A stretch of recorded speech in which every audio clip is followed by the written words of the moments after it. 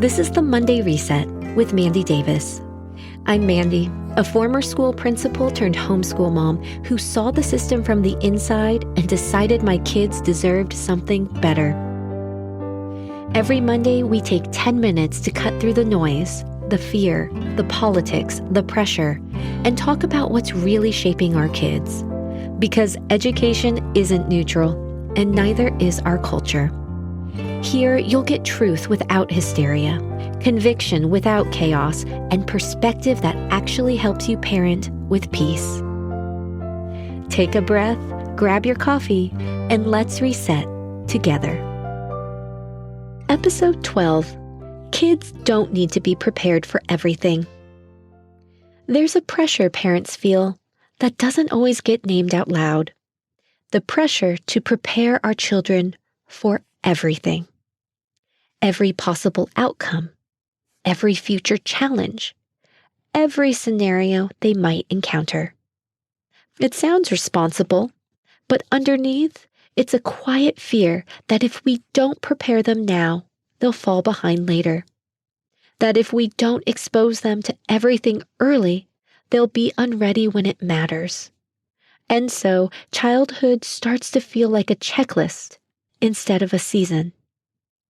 Today, I want to talk about why kids don't actually need to be prepared for everything, and why the difference between intentional learning gaps and system-imposed gaps matters more than we think. Somewhere along the line, readiness became a moving target.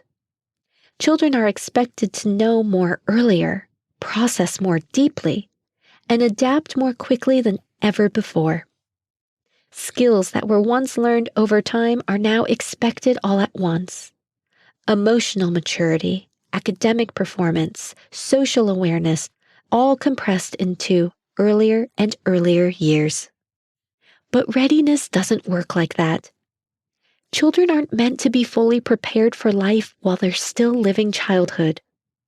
They aren't meant to carry adult-level awareness before they have adult-level grounding.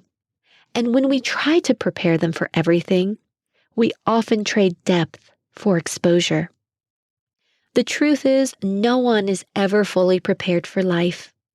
We learn by encountering it gradually, with support, context, and guidance, not by front-loading every possible experience. An intentional learning gap is not neglect. It's discernment. It's a parent deciding that some things can wait, not because they don't matter, but because timing matters. It's understanding that growth unfolds in layers, and that not every layer belongs in childhood. Intentional gaps create space for curiosity, imagination, and internal motivation. They allow children to master what's in front of them instead of skimming over everything at once. They protect childhood from becoming prematurely heavy. When parents choose intentional gaps, they're not withholding opportunity. They're protecting capacity. They're saying, you don't need to know everything yet. You need time to become. Here's where the distinction becomes important. A system-imposed gap happens when children miss foundational understanding because the pace is too fast, the expectations are misaligned, or the environment doesn't support how they learn. These gaps aren't chosen. They're created by pressure. Kids forced to move on before they're ready. Concepts are introduced without depth. Understanding is assumed instead of built. And when those gaps show up later, the child often gets blamed, labeled as behind, inattentive, or struggling, even though the gap was never theirs to create. Intentional gaps, on the other hand, are protective. They're conscious. They are revisited when the child is ready. One weakens confidence, the other builds it. Systems are not built around readiness. They're built around schedules.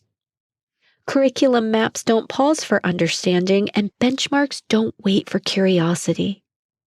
Classrooms, no matter how well-intentioned, cannot adjust timing for every child. So the system compensates by pushing exposure instead of mastery.